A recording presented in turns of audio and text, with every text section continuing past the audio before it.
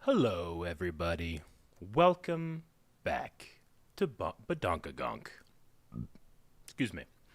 It is almost Life Day, and I'm here at the Badonkagonk set to talk about Star Wars by myself.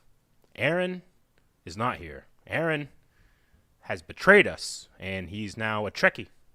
He has started a Star Trek podcast. Do they still? Is there still like an animosity between Star Wars fans and Star Trek fans? I was never part of that group. You know, I kind of like performed a little bit with that, but I don't think I did that. Anyway, he's back. Aaron, I thought you were part of a Star Trek podcast. Huh? Betrayed us. No, never. Yeah. I barely even know that. You had to go use a refresher? Yeah, I was down in the hall? refresher. I'm sorry. Gotcha. Hi, everybody. What's up? Welcome to Badonkagonk. I saw someone the first time in chat goes, "What's Badonkagonk?" Badonkagonk is our Star Wars podcast. Aaron and I cannot fit all the Star Wars talk on one channel. No. So we created a whole other channel, Yes. and then this is Badonkagonk. Yes, it is. And today we're going to be kind of talking about the year for Star Wars and all the things we've had, new and old with Star Wars, and then also taking questions from you guys. Yes. So if we don't have questions opened up yet, which Twitch should have them already, you just can use your channel points, and we'll have that open on YouTube if it's not already. Sorry, ran from the refresher. Yeah. But we're going to be also trying to get to questions from you guys about whatever. Anything, everything. Star Wars. Ask us your Star Wars questions. But yeah, so we're going to do a little bit of a look back on this year and then a little bit of a look forward on what's to come. Not just next year, but and beyond, because there's actually some stuff when I was looking up, like, well, what's coming up that I don't even know about. Oh, so, yeah. Yeah, that'll be fun. I see you have your Life Day robe on as well. I do. It's thematic. It's not because I'm freezing. I forgot mine. Would you like mine? I'll give it to you. No. You look cold, and I want you to be warm. Okay. So happy Life Day. I hope you guys have a happy Life Day. Coming soon, happening already. Whatever the date's supposed to be. When is Life Day? Is it just not I think Christmas? it's not supposed to be Christmas technically. Okay. I believe it's a different date. Star Wars trivia. I don't know. I do believe. Is Life Day? But usually people talk about it as if it's Christmas, but I think it's technically a November different 17th. day. Yeah, that's right. There you go. I knew it was like not Christmas, but I couldn't remember when it was. Well, no, you can still wear it. It's okay. No, look what Gonk. I blame you. All right. So what do we start with first? I say we do a look back. A look on back. The year 2024 when it pertains to Star Wars. I have to admit, one of my least favorite Star Wars years. Not because of what we got, but I think it was my least favorite year of the fandom interactions. Oh, okay. I was probably mine was probably like 1995. You know, like yeah, I guess so. I guess you're right. I should be thinking about that. Recency bias. Yeah. Before the N64 came out, there wasn't Shadows of the Empire, I don't believe, Yeah. and there wasn't a whole lot of stuff there. But yeah, I get what you mean. Yeah. No, fandom. I don't know. Fandoms have gotten more vocal with internet, but you get both sides. You get more arguments. It's so serious. And less about the things they enjoy. Yeah. I wanted to talk more about things that people enjoy. Yeah. Less about the things they don't enjoy. Sure. So. I already don't enjoy so many like real things. I don't have time to not enjoy fake things. Sure. So I guess with that, what are things that we did enjoy? Okay. Well, I mean, let's go ahead and start with season 3, the final season of Star Wars: The Bad Batch. That was 2024, Man. I believe, right? Yeah. It's interesting. So much stuff tends to blend together, but I think that was back in February, I think is when it came out. I think so. It got in this year. Dude, yeah. Bad Batch, I had a lot of fun with Bad Batch. It actually was sad that it's done. Like I enjoyed the series. I enjoyed Clone Wars. It was like a continuation of Clone Wars. I actually kind of enjoyed its brevity. Like I kind of enjoyed that it wasn't around for 7 or 8 or 9 seasons. I mean, I'm glad that it got to tell the story it yeah. was wanting to tell. Lots of things end up going on too long to where they either get canceled or maybe they lose actors, and the conclusion sometimes doesn't really hit. You know what I mean? But no, Bad Batch, Gonk. The normies are rating. The normies. Well, welcome, normies and raiders. Again, they feel bad for what they've done to sabotage our streams this week. Oh, was that them? That was them. The normies did it. Yeah, for those of you that want to know, I've been trying to stream a couple times. What's up? They said, the normies said you can have your internet back, babies. Oh, thank you. Is that what it says, babies? You can have the internet back, babies. Yeah, I tried to stream on Tuesday, Star Wars Outlaws. I tried to stream on Wednesday, Star Wars Outlaws. Wasn't happening. And then we were going to have Badonkagonk yesterday, and we were like, look, I don't want to also have another Star Wars stream that doesn't work out because our internet's just been acting up very weirdly. But we think we got it fixed. We had a good stream yesterday, and then hopefully today it goes all good. But if it doesn't, you know why. It's the normies' fault. But thank you, normies so and raiders, for releasing our internet from the cages. Yeah. We're so glad to have it out of its Faraday cage. Uh-huh. But on to Bad Batch. No, one of the things that I really was surprised by that. One, I mean, the ending I thought was really good. I really liked what they did with that. And left some things open for us to maybe see some characters that are involved in that in the future, you know? Yeah. But they also surprised me by bringing in a character that I did not think we were going to see again. Yeah. I was thinking about, what was my favorite stuff and what was some of my least favorite stuff. And what you're talking about is kind of on both of my lists. Okay. I'm assuming you're talking about when they brought back the Zilla Beast? The Zilla Beast! Oh, my God. I was so glad. I thought you were talking about Asajj. My bad. I was I was talking.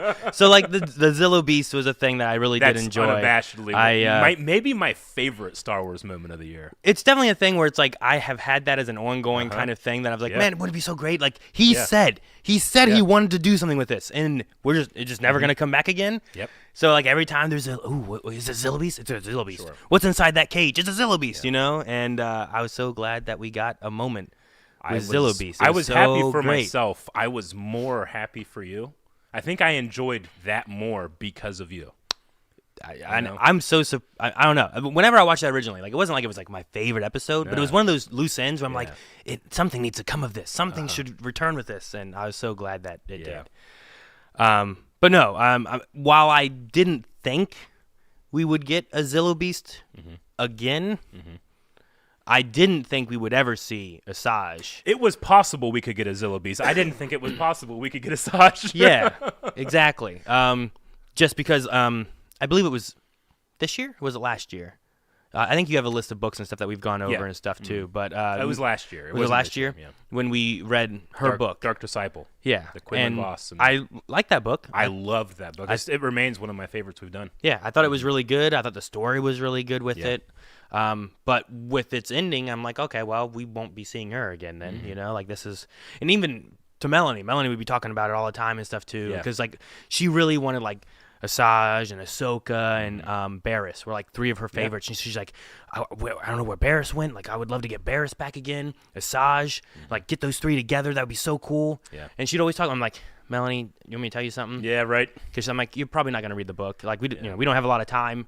I try to make time for this because it's something that we get to do, and it's worked. So it's an extra excuse to force me to read these books that sometimes I just wouldn't read. So thankfully we've started this, and now I've gotten through a lot of stories that I wouldn't have otherwise. And it's nice for me because we primarily do the audiobook, and I like to fill in my time when I'm doing other things with the audiobook, but sometimes, especially around this time of year, there's not a whole lot of time, so it can be a little bit of a chore to get the books finished sometimes. Yeah. But no, it's definitely a really good book, and I was like, Melanie, we're not going to see her again, okay? This was going to be a planned idea that they're going to do in Clone Wars, and they turn into a book, and it's not a...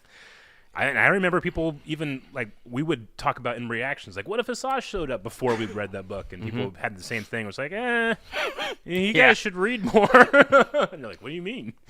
So, But no, that was a big surprise, and I'm hoping that what we get from that character is, I don't know if we've undermined the book or anything, because like I said, I like the story and everything, and I love the character. Yeah. I'm very curious and interested to see what we could do with that character going forward and what stories we put in there. Yeah. And I'm also the longer I go as a Star Wars fan, the more headcanon I'm okay with, but I also like I'm not super concerned with like the canon and the overall story. I appreciate individual stories far more like these days, as opposed to, like when the Avengers first started, we were all obsessed with cinematic universes. Oh, and, yeah, sure. and synergy and bringing things together. But now I'm kind of like I'm actually just enjoying this. It's cool that we can add that to this, but I want to enjoy individual stuff. Yeah. So I said that I have it like on my good side and my bad side. Good side is like I love that character. I love Nika Flutterman's performance as my dear Obi-Wan. She's so good. But yeah, when I first watched it, I mean, you can watch that reaction, and I'm just kind of like, huh. Where I was like, I don't like this. I feel like it's undermining the book. But now that I've gone back and rewatched stuff, and I'm more okay, or at least I'm not as immediately shocked, I can see her utilization in Omega's story a lot more, and it makes me more okay with that initial shock that I had. Yeah. So I place it in both camps. Yeah, and into other stories and stuff. So yeah, I think it's one of those things where I often have it where once we get to the end of things, then I'll be like, okay, what did I think of this? But when I'm like, I don't feel like I have the full story yet. I don't want to. I can say what I initially think about it, but I don't want to be like, well, I don't like this because I want to. I don't know if I don't like it yet until we get the full story. I feel like is how I try to like go with it. Sure. I guess. Like I think some people will hear that and be like, "That's weird," but like, sure, it's the Star Wars is a living mythology, Yeah. thing. Well, it's especially like now, things change all the time because we move, pieces around. I guess. Especially now with like, I mean, we started with episode 4, 5, and 6, and then we went back and told episodes 1, 2, and 3, and like some things in episodes 4, 5, and 6 are gonna have to be altered probably a little bit, unless we get it 100% right in 1, 2, and 3. Sure. But there's still some weird things with like Leia. Oh, my mom, I remember her being really sad. It's like you were just born and she died. And I don't know how you remember that. Must be the Force, I guess. I don't know. But there's things like that happen. Yeah. And now that we have like, here's this story taking place, in the future, or here's this one back more in the past. Yep. Like little bits are going to change. More backstory to Count Dooku's going to come out, like different things where it makes me feel different for different characters. Sometimes it's tricky because I don't know when that character's like story is over. You know what I mean? Like, I might. When you do know it's over, doesn't mean we can't go back and tell more stories about them. I thought I'd seen, Clone Wars, and I'd seen, Episode 3, and like, okay, well, I know Dooku's general story and stuff, but then we got like Tales of the Jedi last year or whatever it was, and I was like, dude, this or really cool, Dooku Jedi Lost, and we read that book, last year. That was also awesome too. And it just gives different perspective that I didn't have before. So that's why, like, my initial reactions to things, like the Zilla Beast thing, I was super hyped for that. Yeah. Is more gonna come of that or anything, or was it just like, here you go, let me give you? He was working on stuff, but did it work or did it not? I don't know. Well, I mean, related to how I just said like your reaction to the Zilla Beast made me appreciate it like even more. When I was watching other reactions to Asajj Ventress coming back, and I saw just how happy everybody was that didn't have the book knowledge, it helped me appreciate it even more. So Melanie was really excited, and she was like, "You lied to me," like I didn't, Melanie. Excuse me. But yeah, as someone says in the Twitch chat, like the show creators confirmed that there is an explanation for how she's back. Oh yeah, I'm sure there is. We just haven't been told yet. I'm 100% sure there is. I mean, that's exactly why I don't. That's true of every inconsistency in Star Wars, in my opinion. It's not. This isn't like strict dogma that can never change. Like for me, like anything can change at any moment, and I'll be okay with it. No ship that small has a cloaking device. Like it does. Yeah, right. Okay, well, this one does. It's just what happens. So, but no, Bad Batch, definitely one of my favorite shows and stuff that we've had for Star Wars. Definitely a highlight of the year for Star Wars. Absolutely, and then for Bad Batch, like looking back, I loved Crosshair. I think I loved Crosshair throughout all the seasons, but especially season 3 as he's trying to make that return, and especially when he and Omega are trying to break out and escape from Mount Tannis.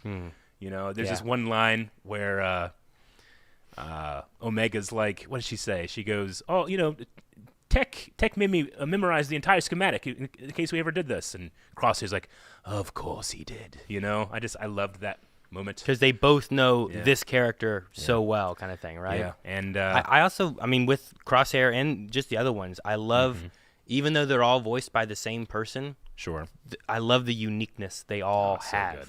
Not just in their voice, but just in their personalities and stuff too. Yeah. And that's one of my favorite things of having clones and having them feel so unique. Yeah. And I guess that's true for most of the clones in general, right? Like a lot of clones feel so unique, even though they are all voiced by D. Bradley Baker. You know, He does so awesome. Yeah. So you go back and you watch the Bad Batch episodes from the Clone Wars show, and like you can tell, like he had the voices down, but they aren't as nailed as they are in Bad Batch. I think it's kind of interesting. You can kind of like have him evolve that voice a little bit, which you almost never really get from the clones. Yeah. You know, he will write down, like he says in his process, when he comes up to a new clone, he'll look at what they do and just write down like a word. And then next time they appear, he'll write down a new word. But he doesn't like go into it super detailed. He tries to let the feeling change Jango Fett's voice, which I think is really a cool way of going about it. Sure, yeah. You know? But yeah, I mean, what a great show that was, and this was the year it ended. Mm-hmm. I really hope that next year or beyond is the year that Star Wars animation returns, because I need Star Wars animation in my life. Animation's been some of my favorite stories they've had. There's so much they can do, you know. Like that's one of my favorite ways I think that they can have other stories involving, like, you know, younger Luke, Leia, and Han, you know, have Han, the big three. Lando, you know, any of that kind of stuff. Like, I know Shelby Young has done a lot of voices for like Leia and stuff too, and it sounds really good. Yeah. Having younger Leia stories and stuff in animation, I think, work really well. And the same with a lot of those characters. I know a lot of people didn't like the Solo movie from just the reception and stuff in general, but I thought Alden Ehrenreich. Alden. Yeah. I thought he did a great job. I really enjoyed it a lot. So yeah, I mean, that movie I think suffered from its marketing campaign being so short, like the window being so short, and just a general audience being like, we just watched a Star Wars movie, and this one, you know, it's not like the MCU where it's like, well, technically you can watch them and they kind of like flow one after another. Like sure. You had two movies and then you had The Last Jedi, and then they went to Solo, and a lot of the general audience is kind of like, I don't understand where this is. You know, who's Rey? Where's Rey at? You know? Yeah. So I get like why it didn't go fantastically for Solo, but man, I wish it did, because if we could get another one of those, that would be awesome. Just to have more Han and Chewie. You know? Yeah. But with animation, I mean, Rebels is one of my favorite Star Wars anythings, I think. Yeah. And some of that is just like, here's a new group of characters you don't know, and we're just going to tell a story about them.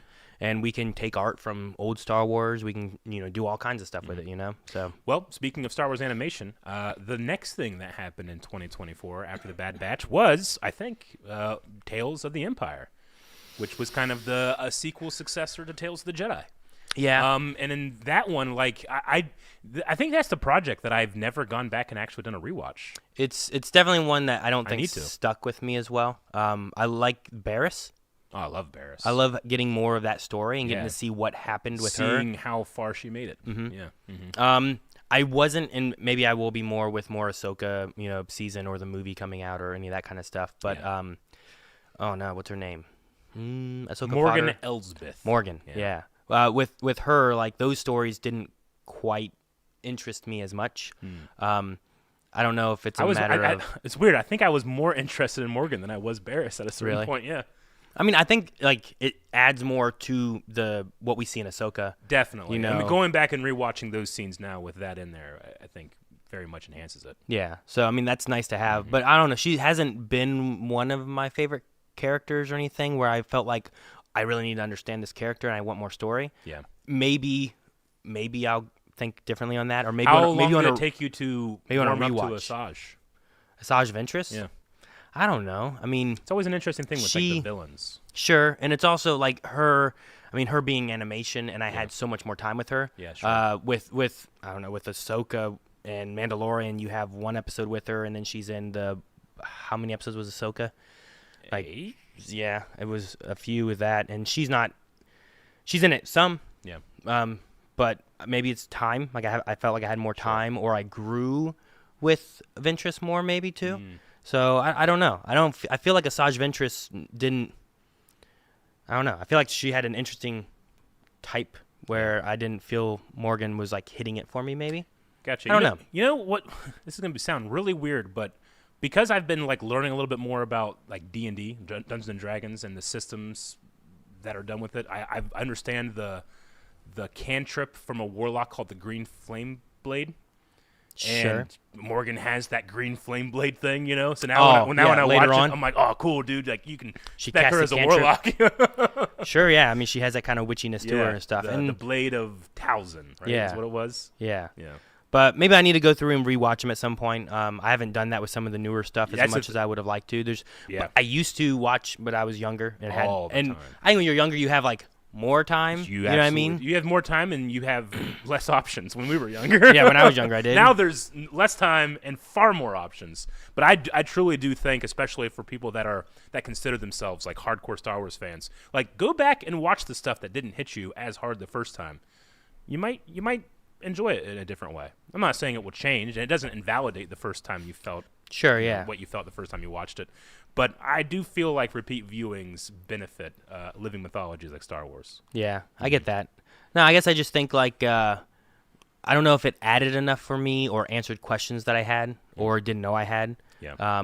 As much as like, we talk about Tales of the Jedi, and I think the Count Dooku story really did. The Ahsoka stories kind of also were okay. I think the third one was a really good one. I think is what it was. No, second one. The second one I think was a really good one of the Ahsoka in her three. The Anakin training. The Anakin training one. Yeah, that one I thought was awesome. like really good and like added some more meaning to a part that happens in Clone Wars. And I don't know, maybe I just missed it or didn't notice those, but I didn't get that same feeling from Morgan. You were bringing how many seasons of the Clone Wars with you? Sure, when you watched those, and how many of Rebels with you? Mm-hmm. With that, you only really got this side character from Mando one episode, and then however much. But she I was mean, in what we Ahsoka. did learn, like I was fascinated with the Mountain Clan in that, like the Good Witches. Sure, yeah. Of Dathomir or whatever. I thought, oh, that's really cool world building. I like that type of thing. I personally would want more. But I understand if some people were like, "There's so many other characters, make stuff about them." Sure, which I also want. There's a lot of Imperial I just characters. also want more of this. Yeah. Maybe I don't know. Would there have been interesting stories with Yularen or? I don't know. I'm trying to think of other Imperials. I'm like, oh man, it would be really cool to see this Imperial. Yeah.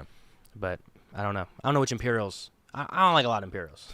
You know what I mean? In a general sense. I mean, you don't really want to humanize the fascist, the Imperials. Yeah. But I mean, then you watch something like Andor, and you have really bad, Imperials that you can still kind of be interested in the stories, Sure. But that's a far more serious tone than something like Star Wars animation generally gives us. Yeah. But like the Barriss one was the ones that this answered a story or answered a question. I'm like, what happened to her? Did she just die in prison? Yeah. Did Anakin come and find her and killed her? Yeah. Did she become an Inquisitor? What did become of her? And I enjoyed getting that. And I enjoy that Barriss is just no longer the answer of like, who's this masked female? Yeah. It's Barriss! Yeah, right? So I'm glad that they gave some story there. And there's a little wiggle room for like some other stories you could maybe have in between there. And even if you're not a fan of all of the other things that those stories did, like it gave us a hell of a General Grievous scene. Yeah. Tales of the Empire. It had that brand new model that we saw at the end of Clone Wars. Like, I remember when that came out, I'm like, look how good he looks. There's no way they made that for one shot. But yeah, they had that awesome fight in Tales of the Empire. Yeah. With Grievous. So, but no, I mean overall, like it was a fun series, and I think like whenever you pick up stories like that, there's characters gonna hit for some people that not gonna hit for other people. I'm sure some people are like, I didn't care about Barriss, I didn't need to know this story, and that's fine too. Yeah, it's just like I liked the Dooku, I liked the Barriss. Like what did someone else like? It was probably different than what I had. Sure. But, yeah, no, I get you. Well, that was Tales of the Empire. The next thing was Acolyte that came out. And when I think of Acolyte, I cannot help but immediately go to Episode 5. The lightsaber fights, right? The lightsaber fight. There are things that I like about the Acolyte. There are some things that I greatly dislike about the Acolyte. But that fight gave me a feeling I have not felt since Revenge of the Sith. Since the last time, like, Nick Gillard put a fight on there. Yeah. Not to say I have disliked other fights. I certainly have loved some, but... Oh, goodness. What gonk? I don't know where I'm looking. Oh, he had a sub. Okay, yeah. Gonk. Thank you, Gonk. Yes, Winter Soldier, thank you for subbing. But yeah, Gonk will tell us stuff when that happens. Thank you, Gonk. I missed that. I'm sorry. You guys are missing a sub. Thank you for subscribing with Prime. Acolyte. But yeah, lightsaber fight. Right? No, the lightsaber fights. Like I get what you mean. The we had the new trilogy, and those characters aren't going to have lightsaber fights like they do in episodes 1 through 3, right? Well, it's also just a different style and taste of lightsaber fights. Sure. It was a little bit more original trilogy. Original trilogy isn't going to have the same fights that the Jedi in more of their prime would have had. And here should be Jedi in, I guess, even more of their prime in a way. But also they haven't fought in a long time I get either. what you mean. You know? So, like, they should be really good at fighting. I also just don't demand consistency like that much anymore. You know, like a lightsaber choreography is like an artist's paintbrush. No two artists use the exact same ones. There's also you hand two people a sword or something. Yeah, one's gonna have more skill than the other naturally. Sure. You know, like that's I've seen that happen in lots of things where it's like you hand someone a sword and they look like, what is this? I don't know what to do with this. Yeah. You hand someone else it and they can catch on real quick. So everyone has different capabilities when you do that kind of stuff too. But no, lightsaber fights, getting a chance to see some things that we never saw, getting a chance to get Beskar into fights was really cool. It was so cool, dude. I'm such a lightsaber nerd that there's almost always something where I'm like, that was cool, but I didn't like this part, you know? But for that one, I was like, there's nothing I didn't like. Like, I love the story. There's so much storytelling put into it, too. I kind of feel like the sequel trilogy fights have really cool moments, but they don't necessarily, like, the martial fighting doesn't necessarily tell a story for me. It's just interesting moves. You know, Last Jedi, I think, did a little bit better than some of the other ones with the throne room fight, but I still have major problems with that one sometimes. But this one has, like, I love that you can go back and rewatch it and it tells a different story now that you know the whole thing. Like, you know that whenever the stranger is fighting off that Jedi Padawan at the end, and like, wow, she's doing so good. How is she doing so much better than a master? But as soon as she does something he doesn't like, he can kill her immediately. He could have killed her at any point in that fight, you know? He was just playing along, doing his Sith thing. And I love that there's like two ways of viewing that fight, or at least two ways of viewing that fight because of that. No. Okay. No, I loved it. I love. I said about the Beskar. I love the headbutting of a lightsaber thing. Like there was just a lot of creative things that they did with that. I think the thing that I always jump to, and this is why I also have the ideas of like I can still have my initial thoughts, but I try to not voice that I just don't like this until I get like the full story.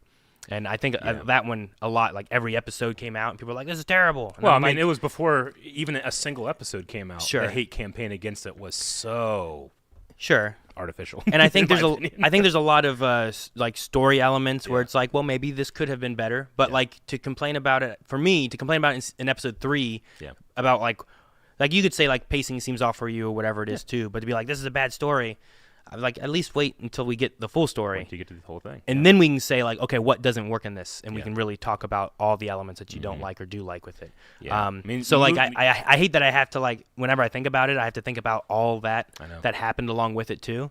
But with that, I think the story was okay. I also think it probably...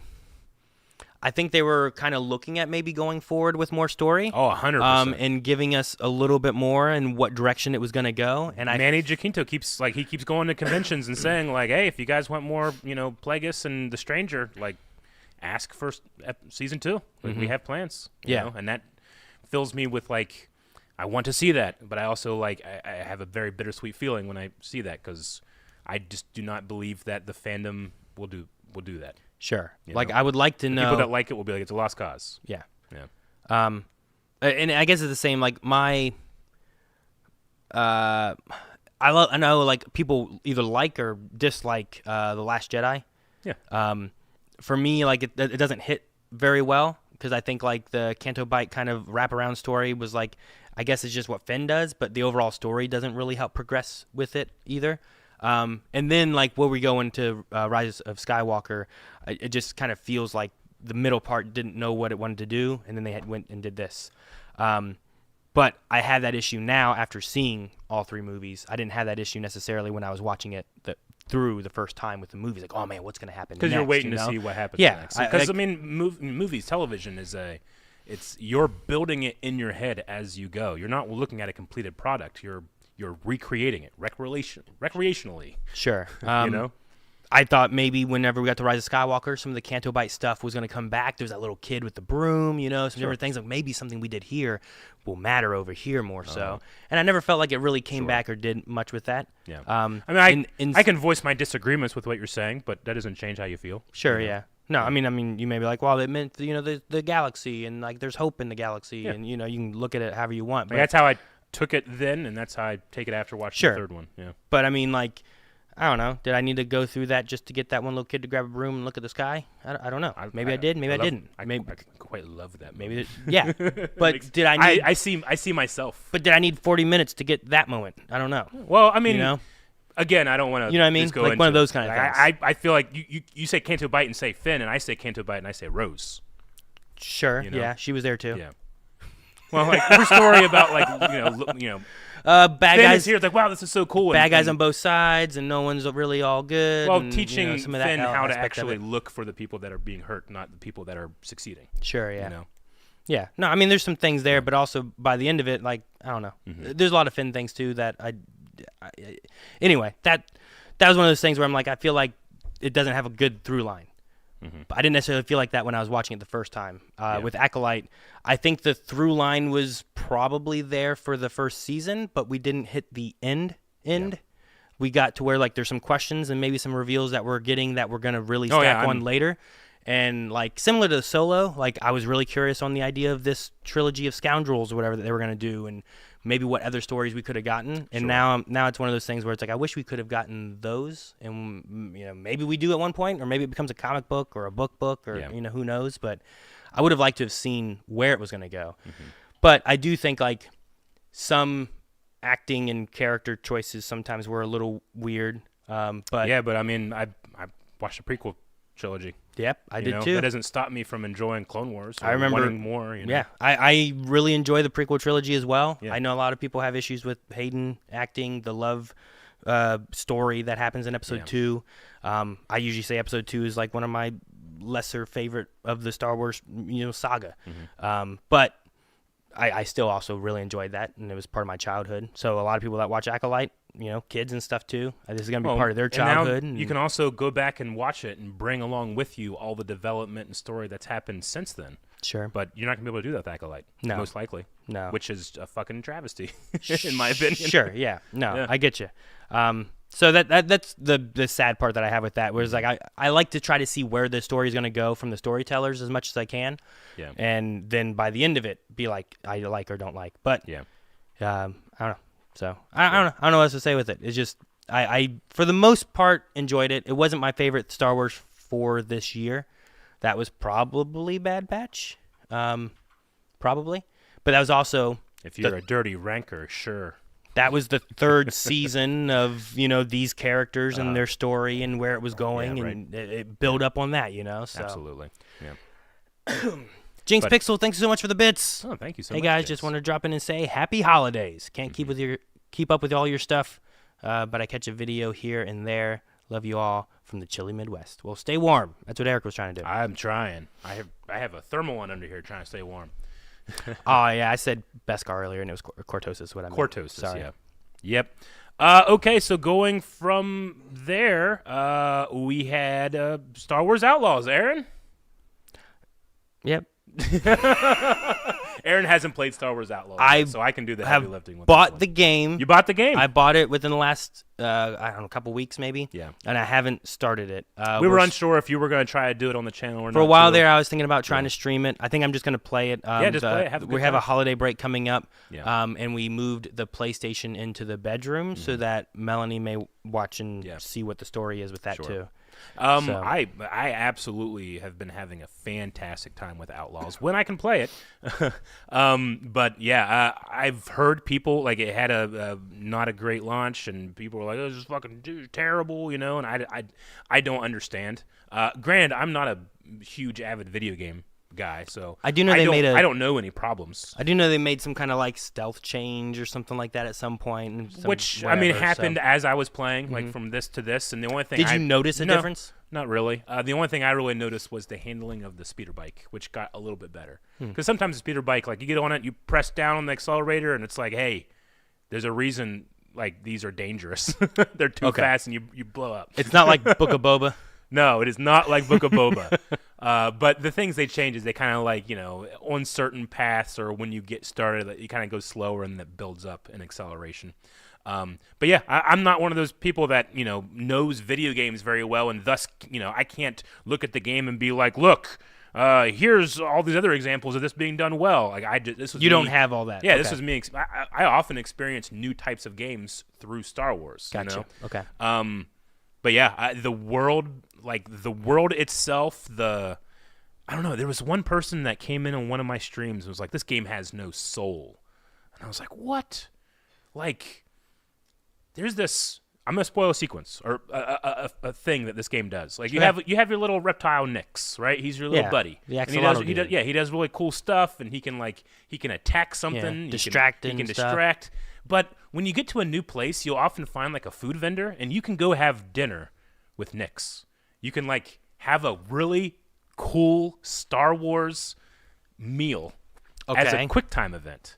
And it's like, it's alien, You're eating like weird stuff where you crack this open and flies come out and Nix is getting all the flies and it's happy and Kay's happy. And all it is just you're watching a girl with her pet enjoy something. And I don't often get that in video games. And like when I saw someone say this game has no soul, I'm like, you missed those parts. There's no way you experience that and can say this game has no soul. Interesting. Yeah, I absolutely love a quick time event for eating food. Yeah, like you're literally watching them having fun eating, and like it's like hit triangle now. Huh. It's not like a satisfying game to play. It's just a really wholesome moment to watch for the characters experience. It's a character moment kind of thing. Which I think a lot of people, I don't know, maybe a lot of people lose that sometimes, where they're looking more at the gameplay and not necessarily the characters and the character development and character moments. Because like playing Pokemon, like I can make a picnic and make a sandwich, and it's not a QuickTime event, but I make a sandwich, and me and all my Pokemon eat it together, But it's not a QuickTime cinematic event, Like that sounds kind of cool. I want to, like, it's in me to generalize and just dismiss negativity on stuff like, there's a female protagonist, it went all woke or whatever. But then I saw, like, today, we just watched a trailer for a game that has a new protagonist who's a female, and people were calling it woke, and I'm like, I don't know this game very well, but that's what was inevitably meant to happen, right? Like that's like there's no way this isn't like identity politics. This is the story as it has been written for quite some time, but people going like this is woke is like, oh my god, just what I'm saying? But that was a really funny sound.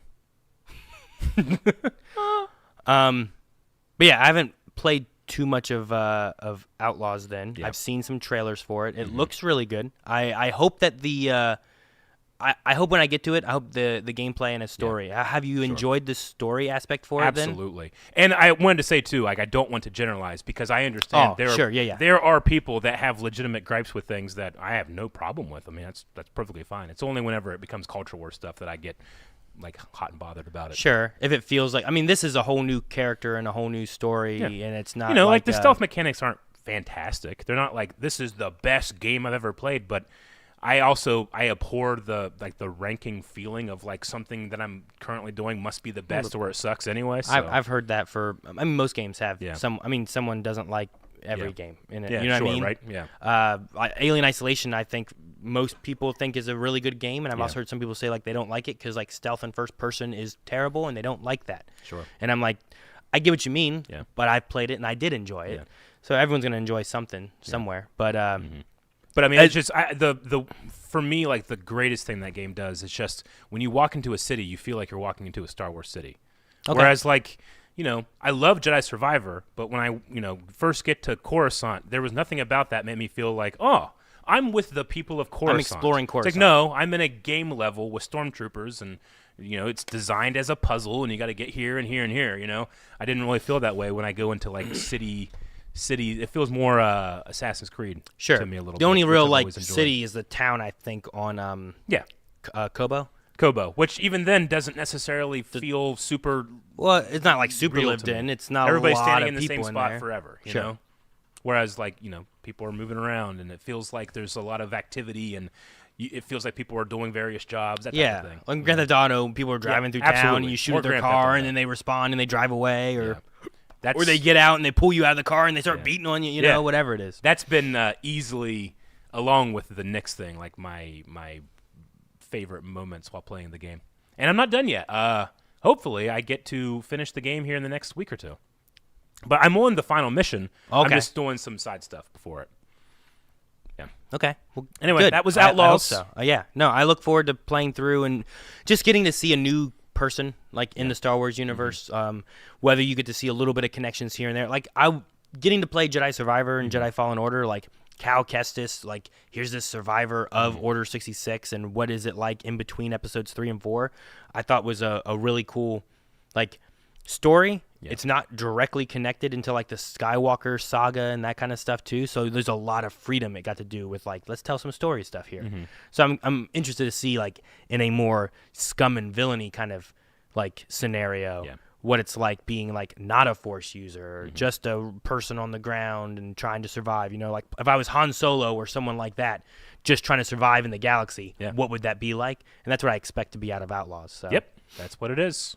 And not for nothing, but it's been a while since I played a game that had both, like, on-the-ground combat and ship combat. Man, I love ship combat, man. It's a lot of fun, dude. Star Wars Squadron was a lot of fun. Yeah. I don't think you ever played that one, right? No. Other than the first, like, stream or so that we did when we did, like, a group of it. But I never played through the story or anything. But, yeah, Outlaws, there's a lot of Star Wars-specific charm to it, especially, like, the databank. I think the databank's one of my favorite databanks of a game. But I probably won't read it too much. You probably won't, but you should. There's some really cool stuff in there. But I think there was one moment, because I'm so obsessed with reading the databank, where I'm like, wait, what? And then someone was like, that's a spoiler for the game. And I'm like, well, they shouldn't have given me access. Okay. So I think that only happened once, but it wasn't a big deal. See, that's why I don't read the databank. It was just a small, that's why. It's just a small character thing Gotcha. For a not main thing. Gotcha. You have to tell me, like, your top 5 things of the databank maybe at some point. I absolutely will.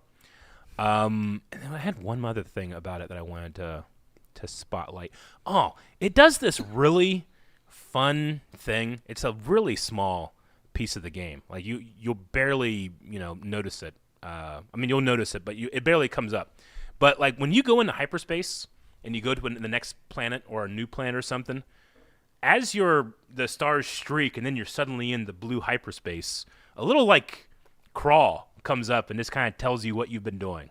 Oh, that's cool. And it feels like you're starting a new episode of Clone Wars, I really love that. Every time that happens, I have to do it in Tom Kane's voice. It's the next episode of Star Wars there. Yeah, absolutely. Really cool. There's something about that's like, man, the people that made this, like, you can tell a lot of love and fan passion went into it. It's not just, I don't feel like it was just some developers were hired and they don't really care about it. Like, you can tell there was some care. I mean, there's some things, we talked about it a little bit yesterday when we were playing Marvel Rivals, but, like, the question was, like, if this didn't have a Marvel skin, do you think it would still do well? Sure. And there's definitely been some games, I think, where it's like, here is a game. Yeah. We're going to put this scenario or this skin or this franchise on it, and now it's that. Sure. It happened with the Star Fox game. The Super Mario Bros. 2 that we had in the U.S. was a completely different game, and they slapped on some Mario skins to it and then released it.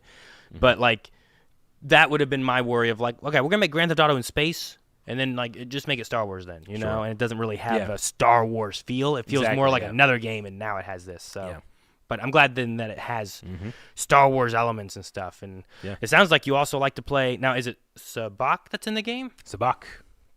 Yep. And it sounded like you were like, I got to play, and it's so fun. Yeah, man. Like, it's a lot of fun. You're able to, you can cheat. I generally try not to cheat when I'm playing Sabak. I don't know why. I think it's because I'm so adverse to cheating. Is that the canon version of what's her name? Kves? Is that Kay? Is her canon version a not cheater person? Well, I understand what you mean. I would say my K vest doesn't cheat as much. Oh, okay. She will, though. I know she has to wear this, and when she goes to the snow, she has to wear this. So Aaron's like talking about like, my Cal Kestis wears a poncho. I'm not necessarily saying canon Cal Kestis wears a poncho, but I will say that when that guy came out, the actor came out, he was wearing a poncho at Star Wars Celebration. Yeah, but what does he know? He's not Cal. He knows. He's like the guy who plays Cal. He knows stuff. You ever see that he did like a social post of him flipping a stick? He's good. I'm saying, I've seen Mark Wahlberg played Sully. I don't think he knows Sully. Okay. Damn, if that's not a defeater to my argument, because you're so right. No, I'm just joking. All right, so moving on from Star Wars Outlaws, I mean, really, in terms of like the big projects, we are smack dab in this with Skeleton Crew. At this point that we're recording, we've only seen three episodes. 1, 2, 3. Yeah, I think 3, right? Yeah, and what so far has been my favorite thing from that is the return of like recognizable Star Wars alien species prosthetically shown. The sequel trilogy I felt like was trying to like bring in a lot of new stuff, which I understand, but the prequel trilogy had some like, hey, you got some Rhodians in here, some Ithorians in here, like you can recognize stuff, and I love that Outlaws feels like it's really returning to that. Outlaws. Skeleton Crew with its like pirate designs and Port Borgo setting. Yeah, I've just enjoyed that so much. The setting's been really good. Yeah. So far, what I've gotten out of it has gotten a, I don't know, 80s kid nostalgia, coming of age kind of story. You know what I mean? I really like, Goonies or E.T. or those kind of things where it's like, here's a kid adventure. Yeah. Star Kid, Flight of the Navigator. Like those are all stories where it's like a kid who, lives on Earth doing whatever and then has some kind of adventure, whether it's in space or on the Earth anyway. Yeah. Yeah, I said about Bad Batch being one of my favorite things for Star Wars probably this year, but like Skeleton Crew, I want to see where it ends. Yeah. So I don't want to like jump the gun and be like, oh man, this is the best one for Star Wars for me for the year, because like I haven't gotten the story yet. Yeah. But I have enjoyed all 3 episodes. I've enjoyed the kids.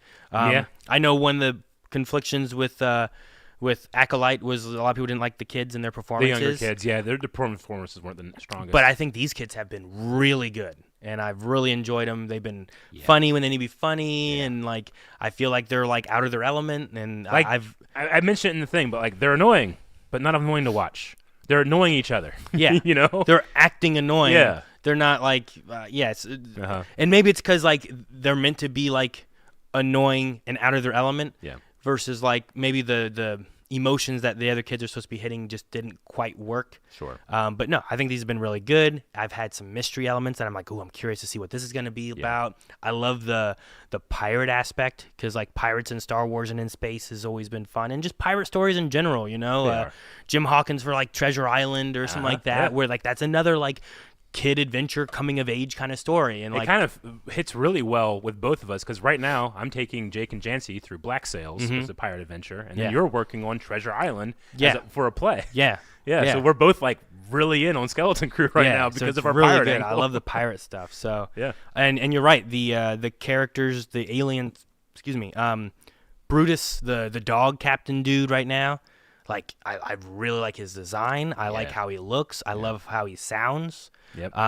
And there's some creatures and stuff where I'm like, I don't know what that is. That looks weird. But then there's like stuff they're pulling, and I love them pulling stuff from weird places of Star Wars, like the holiday special. Yeah. See, you know what? One of the things I actively greatly dislike in Episode 9 is that moment when Chewie gets Han's medal from Episode 4. You know why I dislike that so much? Because I feel like it's so heavy-handed with like, hey, everybody, remember we all have that thing about, Chewie didn't get a medal in Episode 4. Like, well, we're actually doing it this time. It was so heavy-handed. But, like, the references here are like, you remember the dancer from the holiday special? It's so subtle, and it's so like, if you blink, it doesn't bother you. If you not know, in you your probably face. catch it. If you know, you know. But if it's you not don't super know, in your you're face. like, all right, whatever that is. It doesn't like take me out of the narrative because I know you're referencing something that has been in the fandom for so long. It's just a small little. That's what Easter eggs should be. Yeah. Easter eggs are hard to find. Yeah. They're not smash it in your face. My kids probably won't know what that is. Not at all. And they'll just be like, oh, neat, a circus thing or something, But then even the things I don't know, where like I've never seen the Ewok movies. Yeah. And then you have like, here's a creature who was first appeared in the Ewok movies, and I'm like, oh, really? That's really cool. And it's just a neat pull. And they've done a few of those kind of things with like the Mando seasons, even just bringing up like Life Day or having some like small nods like that. But I really love where it's like, if you know, you know. Like we watched a movie recently, today actually, that had a couple things in it where I'm like, dude, that's referencing this, isn't it? Yeah. And if you know it, then you know it. If you don't know it, then it doesn't seem like that moment there. You're like, okay, well now I need to know, because why are they giving him this medal? It's related back to here, kind of thing, right? Sure. So I get you there. But no, Skeleton Crew I think's been a lot of fun. I can't wait to see what happens next. I look forward to each episode, and it's gonna suck when only 6 episodes or whatever it is. Like whenever it's over, I'm like, oh man. But I hope I just have fun with the adventure that it's gonna tell me. Same. Absolutely. Just because that's what we've seen in terms of the screen doesn't mean that's all of the Star Wars we've experienced this year. We also read 11 books this year. 11. We started with Lords of the Sith, the Palpatine Vader book of them being stranded on that planet, which I quite enjoyed. Had some really cool moments. So that was cool. We got into, we had Queen Shadow, which is the second Padme book, I believe. We read A Test of Courage, which is a High Republic novel. We read Catalyst, a Rogue One novel. Yeah. We read Battlefront Twilight Company, Leia Princess of Alderaan, Queen's Peril, High Republic The Rising Storm, Battlefront 2 Inferno Squad, Thrawn Ascendancy Chaos Rising, and Queen's Hope. Okay. Those were ours. Rising Storm. Yeah. Out of those ones there might have also been one of my favorites. Yeah. I mean, I really did enjoy the Padme books, especially like all 3 together. Oh, me too, yeah. I think that, and we talked about those too, where it's like, I don't know if they work very well on their own. Yep. I think they work really well, especially, was it Shadow? Is that the first one? Whichever one really kind of hits right before episode 1 and going into episode 1. Like, I think it just adds to, especially when you leave Naboo and then you get to see what happened on Naboo with the handmaidens and the other people being there still. Yeah. Like, there's just a lot of elements there, and really getting into Padme's head, because Padme's there, but she can't really voice her thoughts and opinions that well, because she's not the queen, So like, you get a lot more of that, I think, in these books, and I really enjoyed the trilogy of those together as well. Yeah. I get you. And then past that, we also read the Son of Dathomir comic book. That was great. Which was so much fun. I really felt like just a... I wish it would have been a Clone Wars series, I get what you mean. I do too. But I would have loved to see the animation. Like that alternate reality in which case that happens, but I also really loved reading it with you guys. Sure. I guess mine more so of not just watching it, but like getting to watch the fights, the animation of the fights and stuff with Maul and Grievous and, everything. Yeah. I think that would have been a lot of fun. I sometimes felt that way about when I would watch Clone Wars. It's, man, I wish I could see this in live action. Just because fights, just by the nature of how they move and think and stuff like that, they're going to be different from animation than to live action, Yeah. So there's always a part of me that was like, I'd love to watch this fight with real actors, doing the movements too. So I get what you mean. Yeah. Yeah. And then we also have started to jump into the High Republic comics as well. So those videos are going to be releasing this month. I think we did 2. We've done 2 so far, yeah. Yeah. Yep.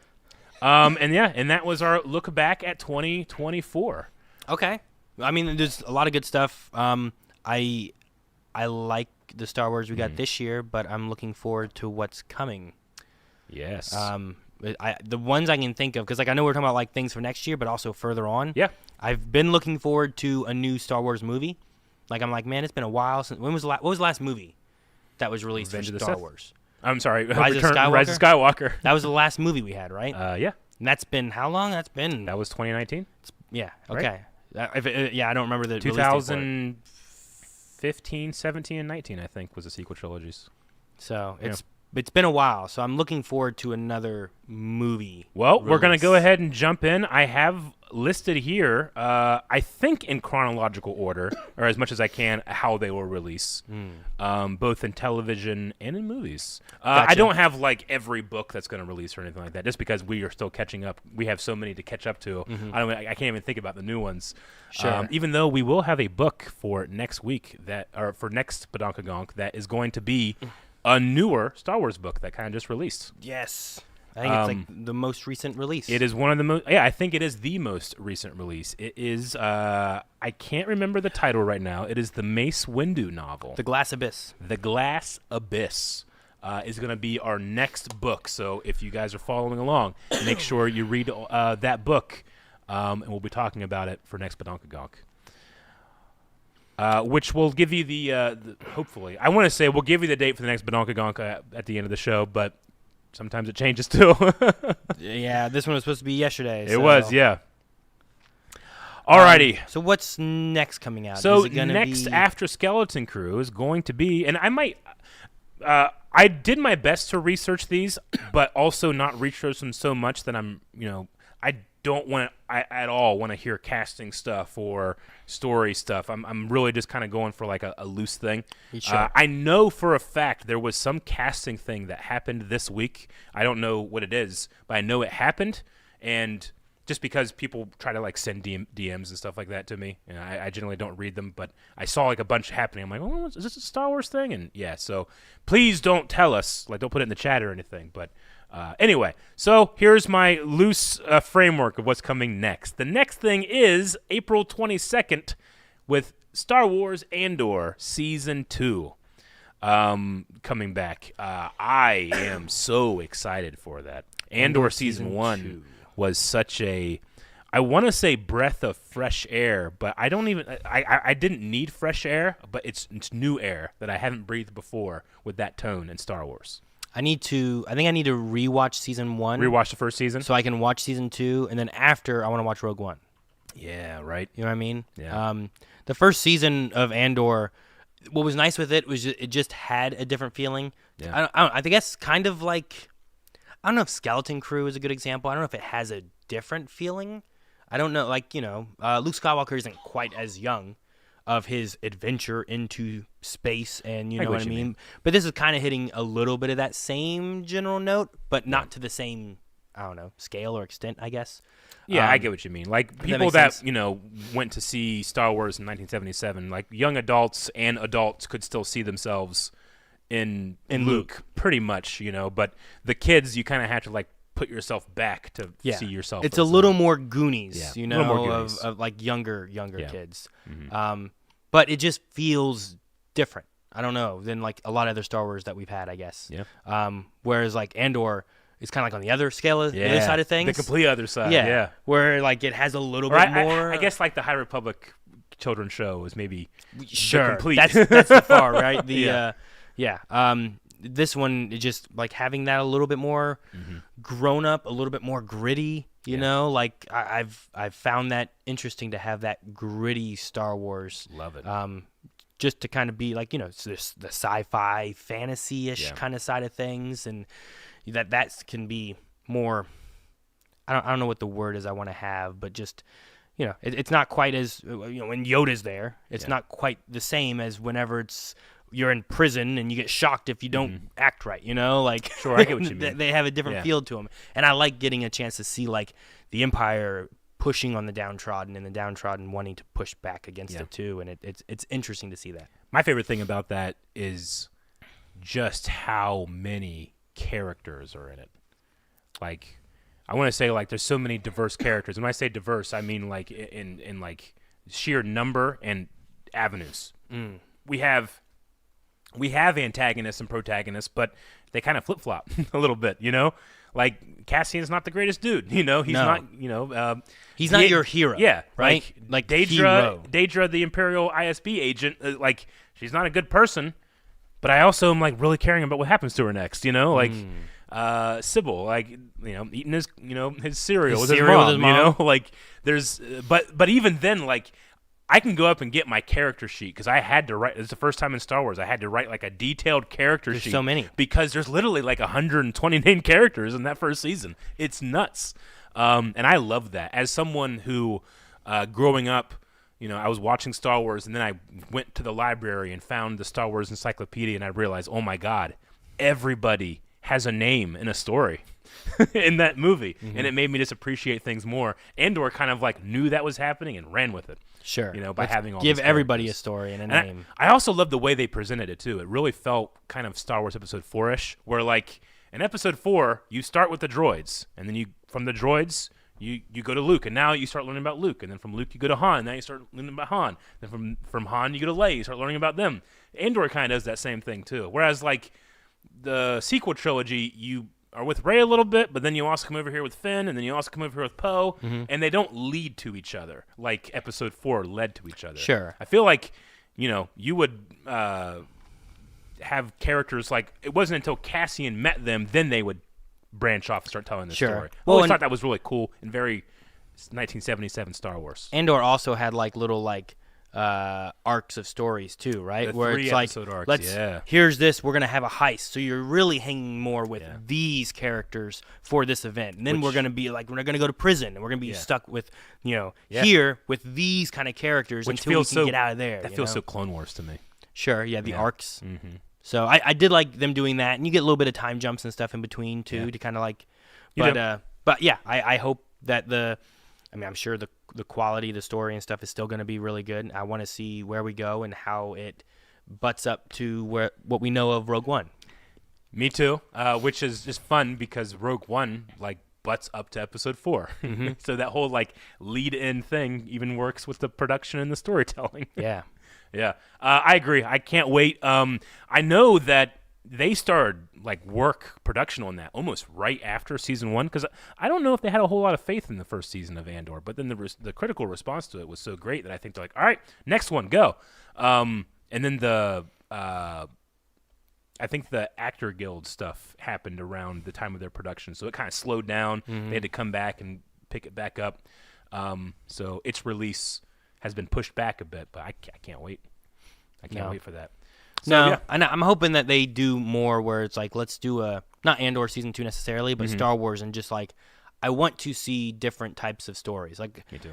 Episode 2 with the detective story of Obi-Wan. Yeah. Like having like, here's a mystery story we want to tell. Here's a horror story we want to tell. Here's, like hitting different genres and stuff, where I know not all Star Wars will be everybody's Star Wars, but like, some people are going to really want like, oh, I love this mystery. I love this horror. I love You're this. You're not going to let every book in the library. No, exactly. So, and I imagine the same thing is going to happen within a franchise. Yeah. But I think that then you can have Star Wars where like, if you want to just watch the general movies, you can just watch the general movies. If you want to watch Clone Wars, we got Clone Wars for you. We got Andor for you. We got, what kind of thing do you want? And I like being able to, and with how big Star Wars is and how many worlds there are, and like, you can tell so many stories and so many different styles. If you wanted to have a little bit more of, this kind of cultural look or this kind of whatever, like I think there's so many things you can do with that. And I hope that they kind of I would like to see it kind of branch out and be a little, but also at the same time, sometimes when you get like, well, here's the mods, and people are like, no, that seems weird. I don't like it in my Star Wars. Like, no, just let there be some different stuff in the Star Wars, like these aliens live like this, and that's just how they are. And I also will always remember like what Andor season 1 did for me at Star Wars Celebration, and they had the running of the prisoners, one way out. Like just how awesome that was to experience, not knowing it was going to happen. That was just a really special moment. I'm glad that we can still have those.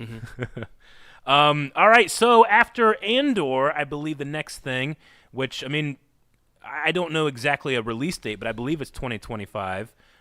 We have Star Wars Visions Season 3. Is going to be coming out. So Season 2, I think I liked more than Season 1. I'm trying to remember. I'm trying to remember all the stories for them. But like, it's so fun to have different animation styles, and I've watched more and more anime and more animation now than I had. Definitely. I mean, every day I've watched more. You know what I mean? So getting to see what that'd be like with different studios and art styles and stuff too. There's definitely ones where I'm like, I don't really like this one that much, whether it's the art style or the story or whatever, but I don't need to like all of them. No. I'm hoping to have some of them that I'm like, this one was really cool. Yeah, in my head, I don't even think about season 1 versus season 2, just because they're all anthology things. Like, Sure, yeah. It's just Star Wars Visions. I'm just getting another batch of Visions. Yeah. But yeah, there are certainly ones that I go back and rewatch all the time. There's some that I've only watched once or twice, you know. But yes, so this is going to be 9 shorts from a variety of Japanese anime studios. I think season 2 had more than just Japanese anime studios. It had some there extra was stuff. I think it was like Spanish studios and French studios and stuff like that too. But it looks like this is going back to more just Japanese anime studios for season 3. We have Studio Trigger, Wit Studio, David Production, Kamikaze, Duga, Anima, Cinema Circus, Polygon Pictures, Production IG, and Project Studio Q are going to be the ones that are going to be doing that. Okay. So that's cool. Yeah. The only one that stuck out in my head was Trigger, which I think did one that I was like, I don't really like that one. Didn't click with me. That was the Twins one. I think it was the Twins right? one. Yeah. I was like, I don't. It's not my Star Wars. It doesn't. You know? It doesn't fit your taste of Star Wars. Yeah. I get you. But I know other people that love that one, and I know Trigger has done some really great stuff. Oh yeah, so. absolutely. But no, I'll be curious to see what they come up with and what kind of things they do. And with having some, you know, I go back and forth. Like, do I want them to do a follow up to one that I really liked? Like, I'd love to see the next Ninth Jedi. Sure, Ninth Jedi was really good. What was the one called Ronin? Is that what it was? Ronin. That one that was really the first good. one. Yeah. There was The Village Bride. Love The Village Bride so much. So there's a couple where like, man, I'd love to see these characters more, but there's also something precious about only seeing it once that I almost want to protect. Sure. Yeah. I get what you mean. I like the one with the what was it, like the robot that like grew the plants or whatever, right? There was something with that. I remember like that one was pretty cool. And even the music one. I thought what was that cool. called? That was called Toby. Toby? I believe, yeah. TOBI or something like that. Yeah, that sounds right. Yeah, T0B1 or something was the droid. Yeah. Okay, so we have Star Wars Visions, and then that I think is it for next year. So going into 2026. It'll be interesting because that doesn't sound like too much on the Star Wars front. It really doesn't. We do honestly. also have in April Star Wars Celebration. Yes. So there may be some announcements and new things that we get from there. Hopefully some trailers and stuff too. Maybe for even the more things in the further future. I mean, you know, markets have to respond to how, you know, fans take things. And I think after the failure that was Acolyte, the way that people responded to stuff like Book of Boba Fett, Season 3 of Mandalorian, I think that the, you know, let's go all in on Disney Plus is dying down in terms of what Lucasfilm is wanting to focus on, and then we're getting back into movies, and movies take a long time to take care of. So, sure. No, I don't think like we should have like a new Star Wars movie, every couple months or every year even, Just, I want one every like 2 years. I just want to see one once in a while because also like I do enjoy I still enjoy the theater experience. We're supposed to go see Wicked this weekend at some point. Fun. Melanie's been wanting to go see it. Yeah. So I'm excited to go and do that, but like there's not too often do I go because of just what we do in general, but I Star Wars is usually one where it's like, I got to go see it. I'm not going to not go see it. Yeah. So I get you. So the next thing is a movie. May 22nd, 2026 is the current release date. It might change, but it is the Mandalorian and Grogu movie. Which I don't know if it's necessarily meant to replace a theoretical season 4 of The Mandalorian, or if that might be something that happens after or whatever. Now, is this not meant to be the like culmination of like Ahsoka and Mando do not and all believe that? so. Okay. You guys can let me know if that's the case, but I don't think so. I think I have a whole other entry for that later. Okay. And that does not have a release date. So I know the 3 movies I had heard of. Yeah. There's some stuff in here you might not know. wasn't one of those specifically. So gotcha. But yeah, Mandalorian and Grogu. I quite like the ending of Mandalorian where he gets to just, he's retiring. He's in his trailer and he's watching his kid play in the front yard. I love that. Star Wars is about family. Found family is sometimes more important than blood family, and nothing shows that more than Mandalorian and Grogu. Love those characters. It's like I can't imagine Star Wars without them at this point. Yeah. So being able to have that with a movie budget, seeing where Dave Filoni goes with a feature length, I'm super excited. Sure. Yeah. What kind of story we get, and I should say I said Dave Filoni, but that's for the next movie.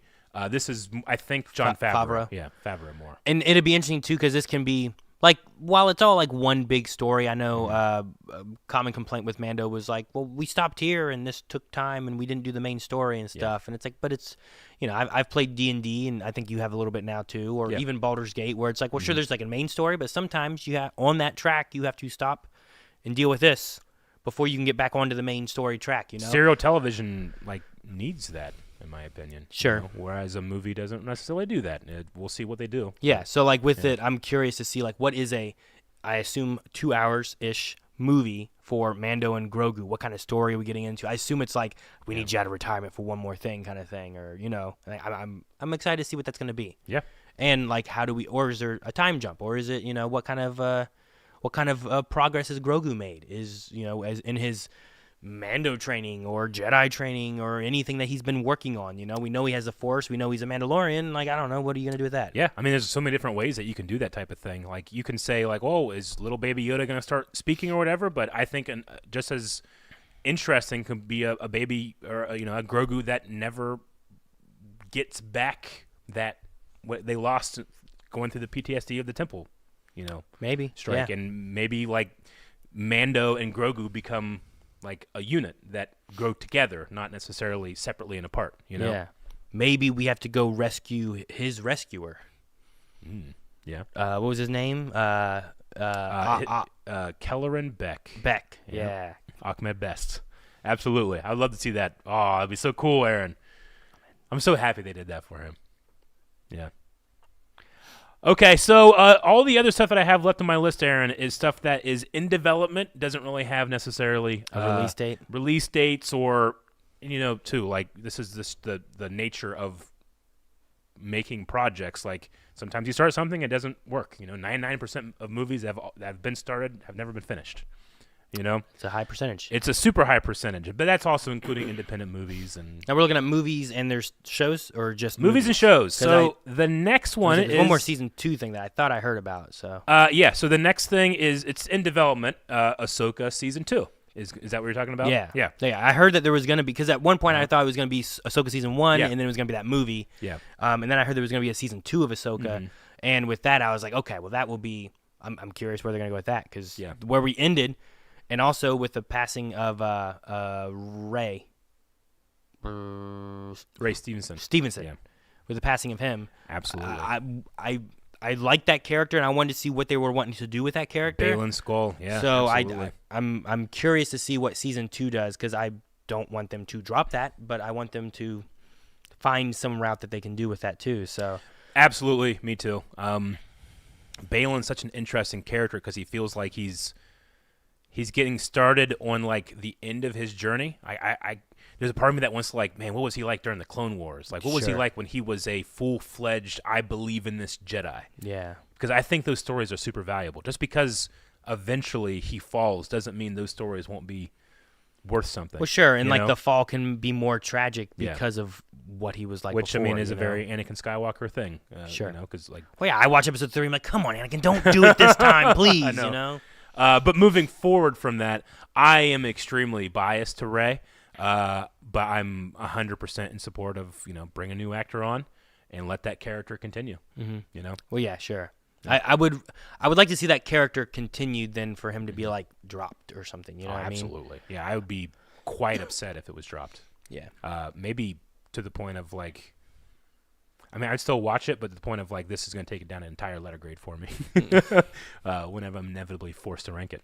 Forced to rank it. Forced. I didn't even force you to say that.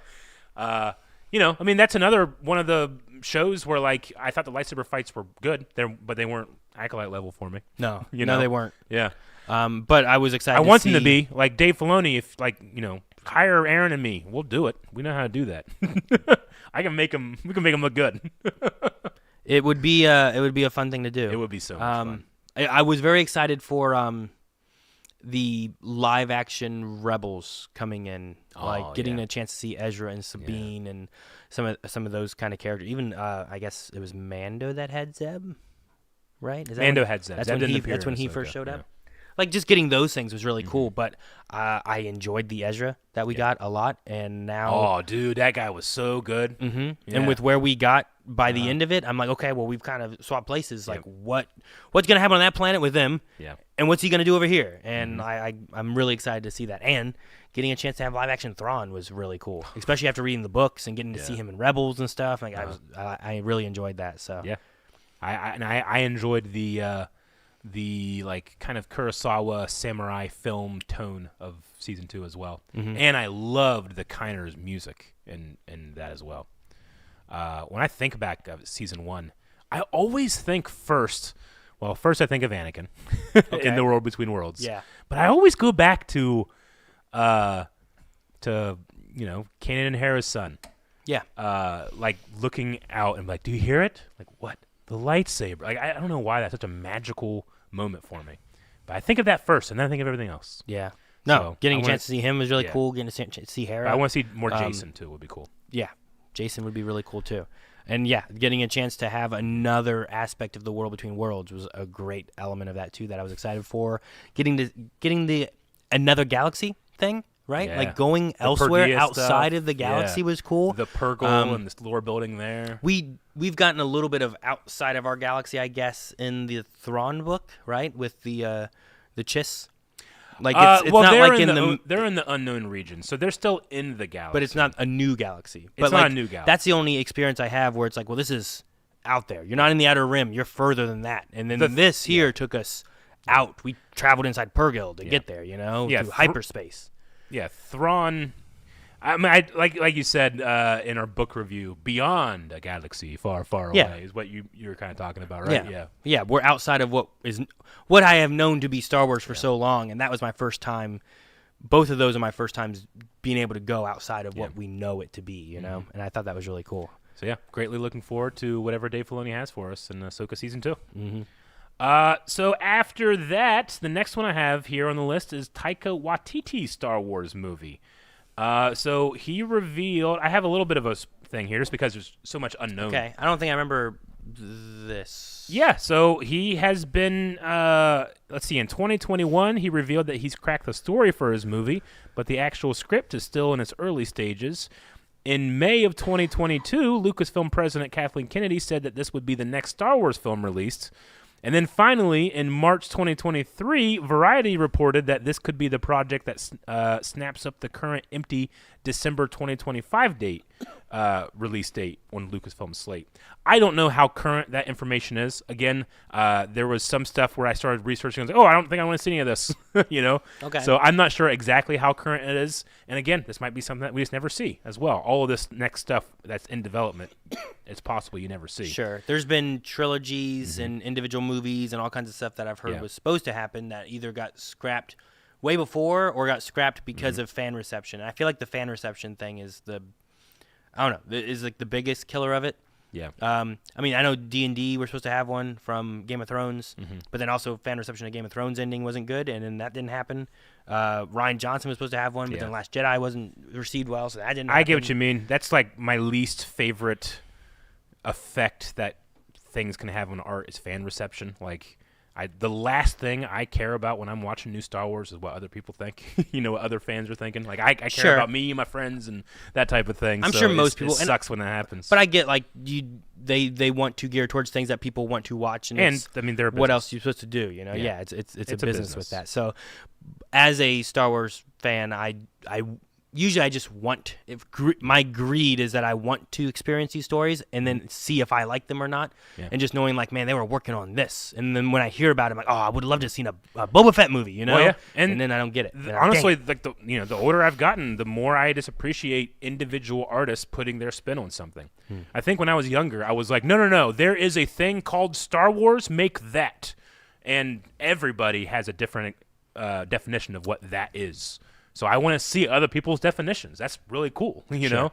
So Taika Waititi, he's one of those filmmakers where like he's going to make a Taika Waititi film. Sure. I want to see what his film is, not just the placeholder director. I think he's an interesting dude. He made Thor Ragnarok, and then he made Thor: Love and Thunder. Those, and I have different receptions of those movies, but like only he could have made them. Sure. Or Jojo Rabbit. Or Jojo Rabbit. Yeah, exactly, dude. So I know that this has been one of the things where, like, I think the Thor Love and Thunder, he kind of had a lot more fun.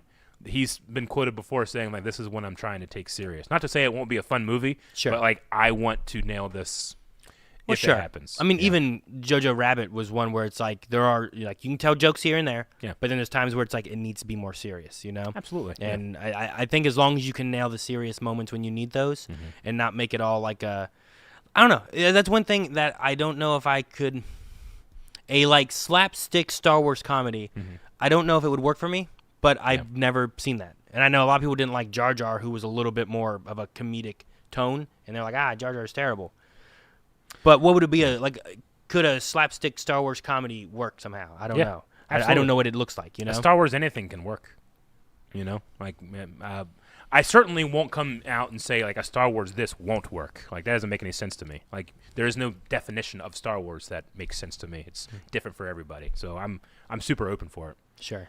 The next one that I have here is the James Mangold Dawn of the Jedi movie, which is in development. That one intrigues me. We were at Star Wars Celebration when they came out and started talking about this. The Logan director, James Mangold, is directing a movie about the very first Jedi Knights. Little is known about the movie other than it is set roughly 25,000 years before the other films and will be biblical in scope. It intrigues me because of that exact reason, where it's like, how far back into Star Wars can we go, and what does that tell us, and what can we learn from it, and will it build upon, or will what we know build upon it, or, you know what I mean? Like, going back and seeing the Dooku stuff made more for Dooku. Going back and watching Clone Wars made more for what essentially were like the good guy droids. Yeah. You know what I mean? Watching the movies. Now I care about these guys that are wasted. I know. Their lives are being wasted because they're just like, no one seems to care. What are you doing? And I'm curious. I want that to happen here where I'm like, oh man, now this is what the Force has this meaning, or the Jedi mean this so much more than what I took it as before or something, you know? So I'm interested to see. That one I have no idea what it could do. You know what I mean? Whereas like the Dave Filoni, like, Thrawn movie thing, I have an idea of what it's going to do. The only thing I possibly can think of is Last Jedi has the first Jedi temple on Ahch-To, and Luke at one point is at the reflecting pool up in the cave, and it has this mosaic mural in the pool of the Prime Jedi, or the first Jedi, and the design itself is kind of like a Star Wars yin-yang, meaning like light and dark side exists in this guy in a balance, you know? Okay. Like, ooh, that could be some really interesting stuff. Like, who was the first to crack this code? Or you're supposed to be a great Jedi. Believe he's the first to crack the code, you know? Huh? I mean, you're supposed to be a great Jedi. Yeah, sure. Or this is the story that's told to tell you why that doesn't work. Maybe, sure. You know, because I know people love Grey Jedi stuff, but ask George Lucas, he does not. Okay, so after the James Mangold, which we're kind of flying through these ones because not really much is known about him. This one, though, we could talk. Dave Filoni's Mandoverse, New Republic movie, will make a jump from Star Wars shows to the big screen. Dave is directing a movie set after the events of Return of the Jedi. The film is said to tie together shows like Mandalorian, Book of Boba Fett, and Ahsoka.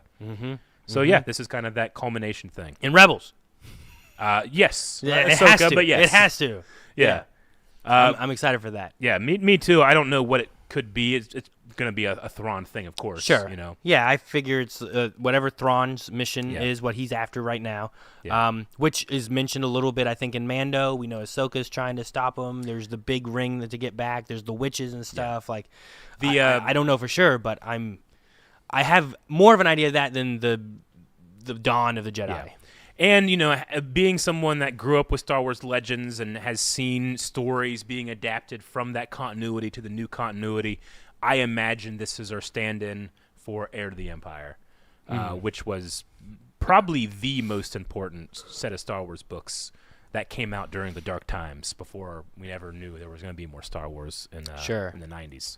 So I'm excited for that. Do you get excited or upset if you go into this movie and you watch this movie and you get to the end and it's a part 2? Heir to the Empire was $3. Yeah, I know. I was thinking about this one day when I was thinking about the movie and stuff. I'm like, man, I wonder what they could do. And I was like, I wonder if you get a movie and you can watch it, and here's what we're building up to. I get what you mean. And then there's a second part, and you're like, oh, I need to be like as long as I'm War, satisfied Endgame at the stuff, end, I'm fine. Like I watched, Fellowship of the Ring, and I get to the end of the first movie, and I'm satisfied because of all the things they did to like give me an ending of that movie, even if it's not an ending of the story. Yeah, the ring. They still have the ring. Like they still have the ring, and the mountain's right there. Mountain's Gotta right go there. to it, But then you have those gut punch Boromir moments, and you have Frodo like being like, I have to go alone, and then Sam saying, no, I made a promise to Gandalf. There's no way I'm letting you go. Those are such emotional, satisfying moments to me that when that movie ends, I'm like, I'm good. I'll wait till next year when the next one comes out. But also, I have in the back of my head that I read the book and I know the story, so I'm not impatient. But maybe that's what you're saying. Will I be impatient? I don't know. There's something about, and I love, and sometimes Star Wars is really good with some secrets, and sometimes they don't. But there's something that's cool about the idea of like, I'm gonna go in and watch this movie, and you get to the end, you're like, what? This isn't the end, and you have to watch another one. But like sometimes that's like a fun part. You're like, oh, there's so much more story to tell. Yeah. So I just when you talked about, like, especially like Heir of the Empire, that kind of made me think about like that part 2 kind of idea where it's like, what if we've did had more? We've borrowed elements already from other things like Rook, the Nogri from Rebels. Like he was like Thrawn's bodyguard in the comics. I want the lizards. Yeah, the Yalsalamiri. We've had Pelion show up in a couple things now, but last thing was Mando season 3, so we'll probably get Gilad Pelion in that as well. So little things that I'm excited for, but I also need to, in my head, make a lot of room because I'm not going to get Mara Jade, but I'm probably going to get the cast of Star Wars Rebels in it. Do we get more Chiss, or do we keep that out there? I don't know. I don't know what the story is with Dang. It's been a while since I read the book. He's in the first book and he's not anymore. Oh, his lieutenant? Yeah. Oh, dang it, Aaron! any other day I have it on the I have it. But I love Why that am guy. I missing it? That guy was really good. Does anyone? Vanto. Eli Vanto. Yes. Like, we get? Is there any chance you get a Vanto? Or a story with him? I feel like maybe, it might be too or late, you but... just you stick with Enoch. That stormtrooper with the the crazy thing. Yeah, that's the Eli Vanto of the story. I don't know. Maybe yeah. I'm not really sure. Or Eli Vanto was kind of like my stand-in for Pelion in those books. So do you have? I don't have a stand-in for Pelion. I know. I didn't have a Pelion. My know. Pelion was in Mando for a second, or he was. Or in Yeah. I think he might have been in Tales of the Empire. I forget. There's been a Pelion here and there every once in a while. I don't know who that guy is, but Eli, I like that guy. Yeah, he showed up at the end of Rebels, Pelion, and then his ship blew up. But he didn't die. No. Okay, so the next thing I have on here is a new Jedi Order movie from Sharmeen Obad-Chinoy. I'm not sure if I'm pronouncing her name correctly, but we saw her on the stage at Star Wars Celebration as well. This will be the Rey movie, which, again, I'm not super current on all the comings and goings. Also, I mean, there's a whole industry out there of just kind of like making shit up sometimes, being like, I heard this wasn't happening. I heard it was. And then people coming out like, there's no information. Please stop speculating, But, I mean, that was a really special moment when Daisy Ridley came out on that stage and people were like, hey, we're going to get more Rey Skywalker. In terms of any information provided, I found this, but I couldn't find it necessarily a source for it. But it was talking about the film focusing on Rey's efforts to rebuild the Jedi Order after the final battle with Emperor Palpatine. And it was talking about like 15 years after Rise of Skywalker. But I couldn't find a source on the 15 years. So I don't know if that's speculation or not. Okay. And it's also expected that other actors from the sequel trilogy will also return, which I would be very excited by. Yeah. I quite enjoy the sequel trilogy, but like everything, I want more. I want, I got the tease that Finn is force sensitive and that he wants to continue down that road. But sure. If I don't get to see it, then it's just a promise that's never kept. Yeah. And I would love to see that. I have heard about John Boyega at least at one point saying that he was done and not interested in coming back for whatever reasons. Yeah. But it is something that I would like to see as well. I did like the character of Finn, and similar to some people, I think like I would have liked more story with him, especially in the final movie of like more of a direction, I guess, of where his character was going. Sure. Which I don't think I really got. You know, every character I think in the original trilogy gets an arc of what they're wanting to do and what they're trying to do and stuff. You know, like Lando changes. Han, by the end of the series, is different than he was when you first meet him there in the cantina. You know, like there's story elements that happen with that. And Finn, I think is like by the end of it, I don't know. I feel like he's still kind of trying to figure out where exactly he needs to go a little bit. I think right? I greatly like, disagree. I think like, Finn finds his courage. Like in the first two movies, all he's doing is running, and then he's like, I'm gonna throw my life away for something. And then in the third one, like he becomes a leader of the rebellion, like someone that can, like he's leading the Orok charge on top of the Star Destroyer in that final battle. You know, like I'm not saying it's perfect, but to say that there's no arc is not the case for me. I didn't say there's no arc. Yeah. I said like all characters change a lot, and in that the change I'm looking at for of like is where's he supposed to go and where does he belong, and I don't know if he fully finds that because I think there's so many questions with him from just the first movie that we never get answers for, right? Like what? Force, right? Lightsaber fighting him, like force sensitive or not force sensitive, like what's going on with him with that, and I don't know. Sure. Like most of the time when that happens in Star Wars, there's a direction taken with that, and like you said, like that's not really explored, especially in the last movie, which I feel like if that's the last movie you're wanting, like that's where you need to like cap that off with, right? Sure. Doesn't the last movie like put a light on that the most? Does it? I mean, the first one like is just there's a guy with a lightsaber like fighting like a normal person. There's no indication that he has any force power. Okay. The third movie is the only one that has an indication. Okay, then why introduce that and not take him further then? To develop, because I remember that being a theory in the first movie when it came out of like, could he be force sensitive? I mean, I feel the same way with like Sifo Dyas and the Clone Order stuff. It's like that wasn't super developed, and like what happens there? I'm like, well, in the future, I might get something that does do that. And sure, that makes me excited. It wasn't, but it was also just like Sifo Dyas ordered these clones. Yeah, and I'm like, okay, I'd never met him, don't know who he is, but that's what he did. That's his story in the movie. I mean, this is like a character that's like a main character, you know, and I guess I don't feel that way in the most of the prequel and original trilogy of being like, I feel like by the end of it, I know where we're going with this character. Whereas Finn, I feel like, sure, he can change, but I don't know where we're going with this character. Yeah. I mean, we didn't fully explore it. Luke gets force sensitivity, and they explore that, you know? Sure, they do. I get you, but, we explore, Leia, we hear in the third movie, oh, yeah, you got the force too, but we don't explore it. Sure. You know? Like, it's the same thing with Finn. But we know, explore it with we Rey. also know why. She's the Luke. We also know why, right? We know why Leia has that, and then we can be like, okay, well, she does, and this is what's going on. Yeah. What's going to happen? And we have Luke, and then by the end with Finn, like, okay, I guess I want a why. I want to know more about Finn, and I don't have that. Okay. Right? Mm-hmm. I don't know. I also hate Canto Bite. I don't get you, man. I hate it. Okay. That was, I hate anything. My biggest thing. Canto Bite. Canto Bite. I felt like I wasted my time watching Canto Bite. I feel like it was a waste of time. I accept what you're saying. No, you don't. But I disagree wholeheartedly. I can't see your point of view on it. But that's okay. That's how we have disagreements. We don't attack each other's character because of it. Aaron. So the next one was a surprise to me. Of a movie? Or? I had no idea about this. I didn't know about... Did I know about Taika Waititi movie? I don't know if I knew about You said you didn't, yeah.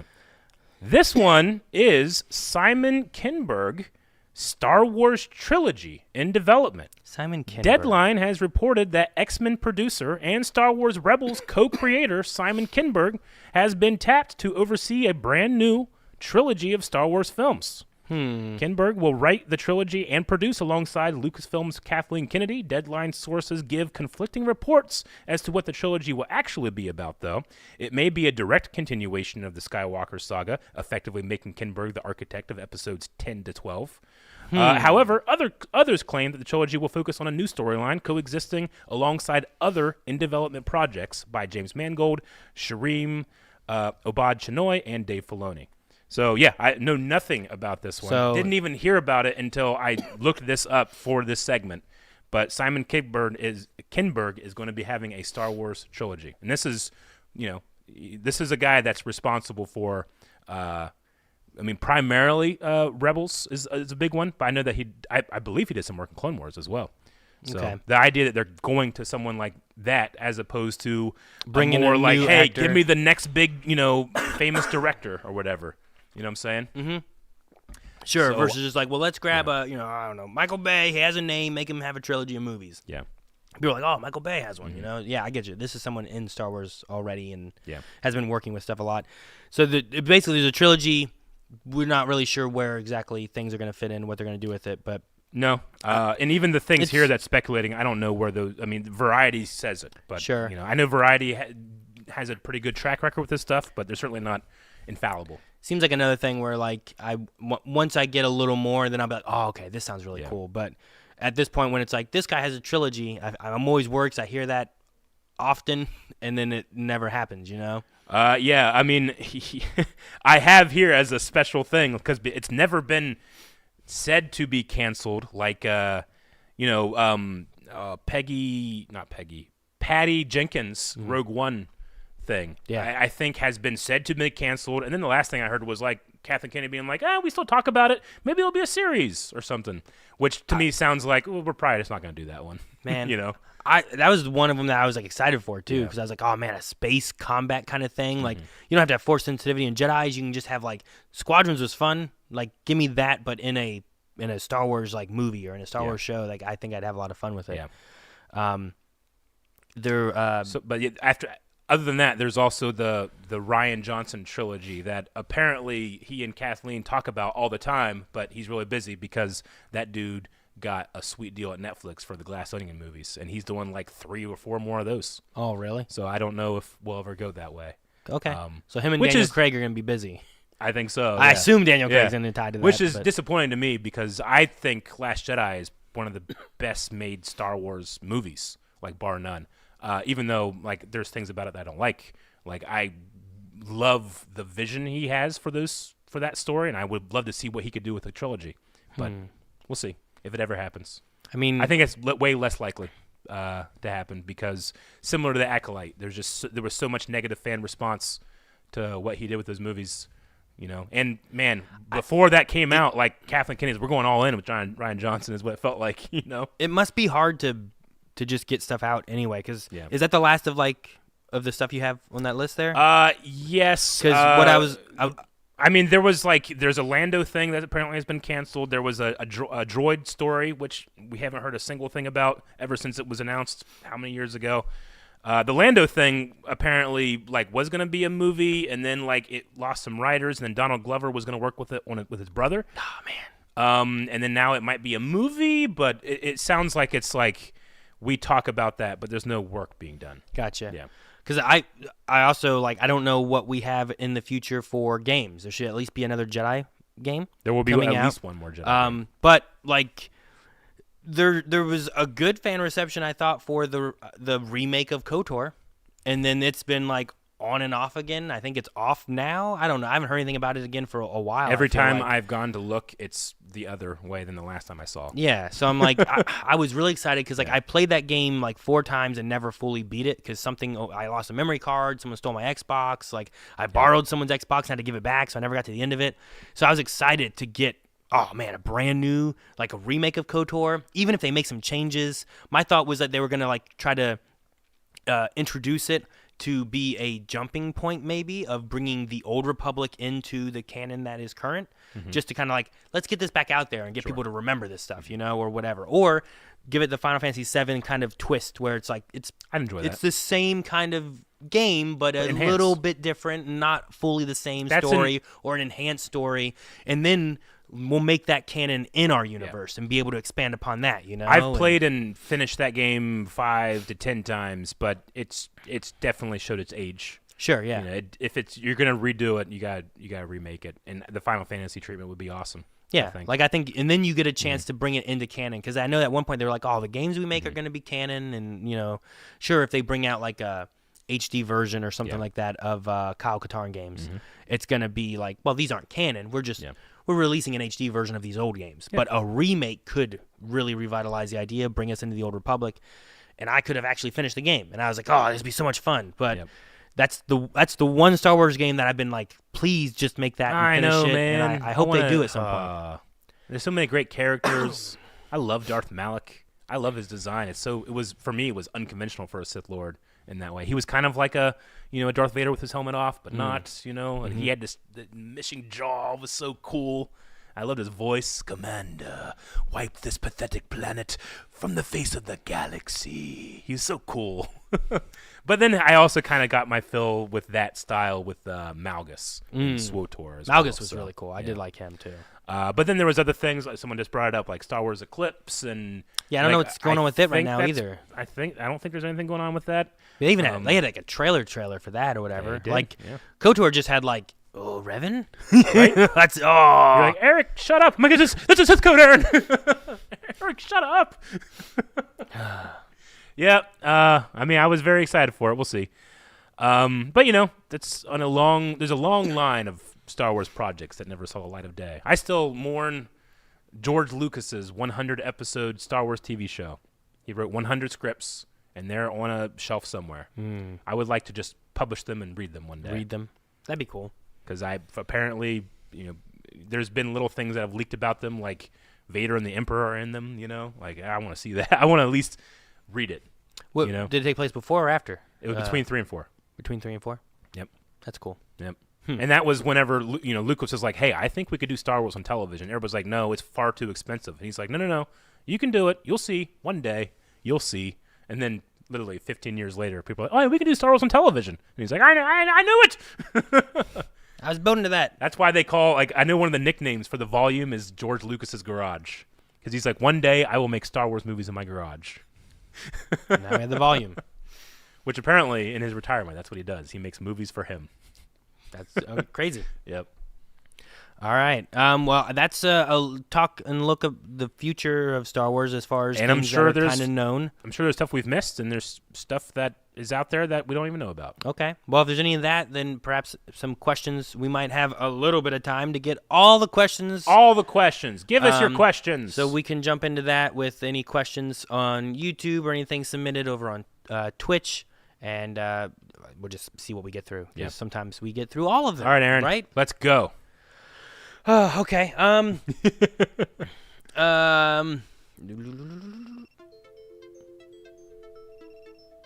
What's this? I don't know. That's our question noise. That's our question music. How about this? Dr. Teak says, would like to hear each of your pitches for what the next animated series should be. Time period, types of characters, etc. So like we were talking about like another animated series to come out. What would you like the next animated series to be? Formation of the New Republic, Luke Skywalker animation stories would be my number one. I crave more Luke Skywalker, and I think the only way you can really get it that in a way that other than just doing a full recast, I would want an animation. If we're gonna do that, and I do like the idea of using like Luke Skywalker and stuff too, and doing it in animation, I would have Luke Skywalker leading Rogue Squadron. Oh yeah, cool. Like if they're not gonna do the Rogue Squadron movie and stuff, like between like 4 and 5. Sure, yeah. Like remember playing the Rogue Squadron N64 game? Hell yeah, I do. I had so much fun with that. That's one of the best, man. I had so much fun. I never had a GameCube, so I never played the sequel of it too. Yeah, you had to go rescue Crix Madine. But have that be like a story, not like that game necessarily, but have some stories where Rogue Squadron is the basis, and you get to meet more of like you have Wedge, and Wedge can be a bigger character in that, and you can have Hobby and whichever characters you want to put in there. I know that we will eventually get into the Star Wars comic book, like titled Star Wars, and that will have stories in that time period of Luke Skywalker and Rogue Squadron. So there is some canon material we can get to. But in terms of like visual media, I would still love to see it. Yeah, I mean, animation of flight combat. Yeah, don't get me wrong. Like it's cool to see like the ships on the page, but it's nothing as seeing the actual emotion of film. Yeah, watching Hera fly and stuff is always fun. Absolutely. I'd love to see that. Yep. Darkwing says, "What has been your favorite book or book series? No rankings, LOL. Just the one you enjoyed reading the most for whatever reason it might be." Dang, man, that's hard. Because, like, I loved the Thrawn trilogy that we read. I thought that was really good. And I did really enjoy the Padme trilogy. Yeah. Like I said, and we've said before, I think that it worked really well with the movies. Where I think the Thrawn books, you could probably just read those on their own. Probably. Yeah. Thrawn trilogy is up there, and then we're getting into the next trilogy. We'll be working on that. But one that I felt like I couldn't stop was Master and Apprentice, the Qui-Gon Obi-Wan novel. That one, I finished quick because I just loved it. So that comes to mind. Brotherhood always comes to mind. Brotherhood. I really did enjoy Brotherhood a lot. So there you go. I named 4. Yeah. Fabicino says for Skull, right? Yeah, I think it says. Would you prefer a recast that looks for Balin? Yeah. Okay. I was thinking of Skull, where they cheer. Balin Skull, yes. It still works. That's why I said it in the way I said it. So for Skull! For Skull! Would you prefer a recast that looks like Rey or someone that doesn't? I don't have a preference.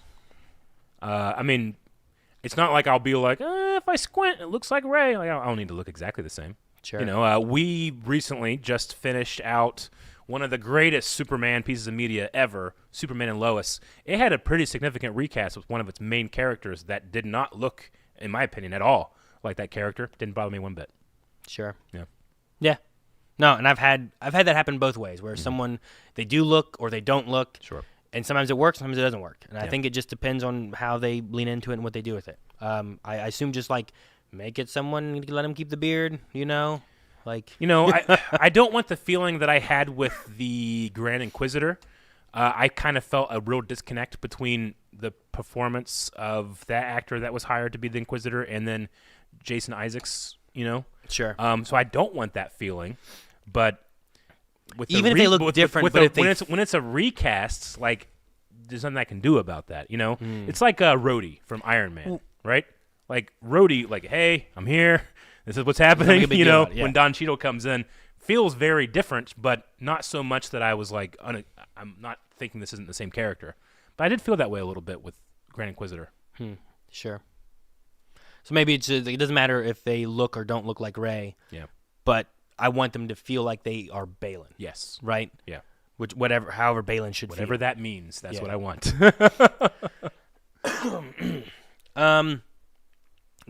Gaunt Swimmer says, "Hey guys, love your Star Wars content. Do you think a show about clone trooper Kix, the 501st medic who discovered Palpatine's plan, was captured, put into cryosleep, and then woke up 50 years later after a crash, would be interesting as a potential show?" Sure. I mean, 50 years after the Clone Wars, and then whoever the clone trooper is, that would be a good way of exploring what I've always enjoyed. We hear, especially towards the end of the Clone Wars, is and in Bad Batch, what are we without war? So you could have a clone trooper be able to experience that for real and not be the saddest thing in the world like it is for Bad Batch and our characters, we know so well. So I'd be into that. Would that be somewhere, I guess, after Mando, before Rey? Right? 50 years? Yeah. No, it would be after Rey, I think. Right? Is it after Rey? How far is in between the? Well, I mean, it's 7? It's relatively 20 years, and then another. I guess you're right. Because I was trying to think of how old Luke Skywalker was there. He's 18 or so in 19, Episode yeah. 4, right? Mm-hmm. So, add another 30 years. Sure. Yeah. To that. I guess that works. I feel like it's after the Mando show, but Yeah. I think it's before the Rey movies. So Gotcha. you get an interesting weird time frame where I don't know. I gotta put stuff in BBY to understand it. Sure, yeah. But yeah, that could be cool. Let's see. We have Alice says, "This is a question I've had for a long but what do you guys believe is the worst lightsaber fight in the prequel trilogy? You can do all 3 trilogies if you'd prefer." I don't even need to think about it. The worst lightsaber fight is Palpatine versus Mace Windu, Kit Fisto, Plo Koon, and the other guy that lasted a second. Eek Koth? Yeah. It's not Eek Koth. It's right? It's like the I think next so. Eek Koth. Maybe it's Eek Koth. Is Either it? way. Yeah, that is without a doubt my least favorite Star Wars fight of all of Star Wars. It's not Sensei 10, right? No. Okay. So. Yeah, I mean, that one's really not great. Don't even have to think about it. I'm trying to go through any other Star Wars ones that I think would be you're I right. also don't love Dooku versus Obi-Wan in Episode 2 before Anakin comes out. I felt like it's very mirror movie. They're just doing the same moves over and over again, and then it's just kind of like, got your shoulder, got your knee, done. That's not exciting either, but you get to Anakin, and then you get to Yoda, and you're building up, so I understand. I could say Qui-Gon versus Maul on Tatooine because I can't freaking see it, but I understand that's building up to Duel of the Fates, whereas, the Palpatine one. Even if like Kit and the others were building up to like, look how strong Palpatine is. Yeah. Mace Windu will have to stand toe to toe against this guy who just took out 3 Jedi. Yeah. Like they were nothing, And then the fight there is just not. It doesn't tell any story. He just kind of. Yep. It just happens. I don't know. Happens. Like it's just. Yeah, I get you. Also, like I don't know. He has and then like. I don't know. It's see. I don't mind. It might be my least favorite. I don't mind those moments. I like the like contorted opera mask. Sure. That goes His on face. in that. Like I actually quite like those parts. It's just the actual execution of the fight was done, in my opinion, quite poorly. And it's not Nick Gillard's fault. It's George Lucas's fault. George Lucas fell in love with everybody being like, "Wow, you got Liam Neeson in there actually doing the fighting, and he's actually doing the fighting." It's like, yeah, but like. Ian McDermott's not going to be able to do that. His fight's not going to be great. Sam Jackson he's not able to do that. He can't move that way. So they should have went a different route, in my opinion. I can't think of anyone, like even going into the sequel trilogy, like I know there's fights that people are like, these ones aren't that good. But like Obi-Wan and Darth Vader on episode 4, like, I don't know. I think I still like it better than what they did with Mace and Palpatine. Like Mace and Palpatine don't really have a fight. Yeah. So. That one. My name is Matt. Says, if you had to live inside a Star Wars ship as if it were an apartment, which one would you choose? That's a good one. Man, there's so many options. Not the Outrider. You don't like the Outrider. It's my least favorite. You don't have to fly it. I don't want to live in the damn thing either. I don't know. I want to say the Ghost because I really like the Ghost ship, but also like it doesn't look the comfiest sometimes. I'm gonna say Lando Calrissian's the Lady Luck because it's a pleasure yacht. Yeah, I'll live in that one. The Lady Luck. Can I pick Lando's Millennium Falcon? Yeah. Before Han shot off its escape pod. Yeah, or whatever with the notch. Yeah, the notch. Yeah, maybe that one. That might be fun to do. Yeah. But yeah, if I'm going to pick any other ship, though, I'd probably go with the Ghost. I just like the Ghost in general. I like that the cockpit's like right here above in the front. Like that's good spot for it. I would want something with like it's probably not the best in terms of defense, but something with like huge windows. Huge windows? Yeah. Because I mean, the best thing about living in a ship would be that it's mobile, and that you can literally go out into space. You can go to different planets. I don't want to be able to see. What's the view outside like? Yeah. Maybe it's a one-way mirror or something. People can't see me, but I want to be able to see out. What's nice with the Ghost is I can leave it floating and take the little ship out. You can take the Phantom on little adventures, So that could be really cool too. So, about New Gen Nerd. Out of all the shows released this year, what is one moment that already stands out as iconic to you both? And thanks for all the positive content, and may the Force be with you. For me, it's Acolyte Episode 5 Lightsaber Fight. It's iconic. Like, it is something that I will, like, point to say, like, do this more. It was instantly iconic for me. Sure. I mean, I was just so excited watching it, and I was so excited the rest of the day. One moment stands out as iconic to you both. From this year. I like the lightsaber fight one a lot. If I'm going to pick something different, how about the evolution of the Zillo Beast? It's iconic.